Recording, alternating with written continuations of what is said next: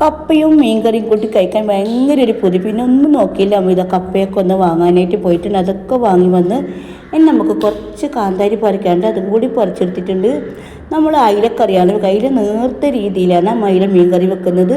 തിളച്ച് വന്നപ്പോഴേക്കും അയിലേക്ക് ഒന്ന് ഇതിലിട്ട് കൊടുത്തിട്ടുണ്ട്. ഇനി നമുക്കിതാ കപ്പ ചെറുതായി മുറിച്ച് ഉപ്പും മഞ്ഞളും ഇട്ട് കുക്കറിൽ ഒന്ന് വേവിച്ചെടുക്കുക. 2 വിസിൽ മതിയേ. ഇനി ഇത് ചെറിയ ഉള്ളിയും കാന്താരിയും കൂടി ഒന്ന് ചതച്ചെടുക്കുന്നുണ്ട്. നമുക്ക് കപ്പയൊക്കെ വന്നിട്ടുണ്ട്. ഒരു മൺചട്ടിയിലേക്ക് നമ്മൾ കടുകും കറിവേപ്പിലയും വറ്റൽമുളകും കൂടി ഇട്ട് കൊടുക്കുന്നുണ്ട്. നേരത്തെ ചതച്ച കാന്താരിയും ചെറിയ ഉള്ളിയും ഉപ്പും കൂടി ഇട്ട് നമ്മളിതൊന്ന് വഴറ്റിയെടുക്കുന്നുണ്ട്. നമ്മൾ ഇതിലേക്ക് ഇട്ട് കൊടുത്ത് ഒന്നും കൂടി മിക്സ് ചെയ്ത ശേഷം നമുക്ക് വേവിച്ച കപ്പയും കൂടി ഇതിലേക്ക് ഇട്ട് കൊടുത്ത് നന്നായിട്ടൊന്ന് മിക്സ് ചെയ്തെടുക്കണേ. ഇതിൻ്റെ കൂടെ ഒരു കട്ടൻ ചായയും കൂടി ഉണ്ടെങ്കിൽ സൂപ്പറാണ്.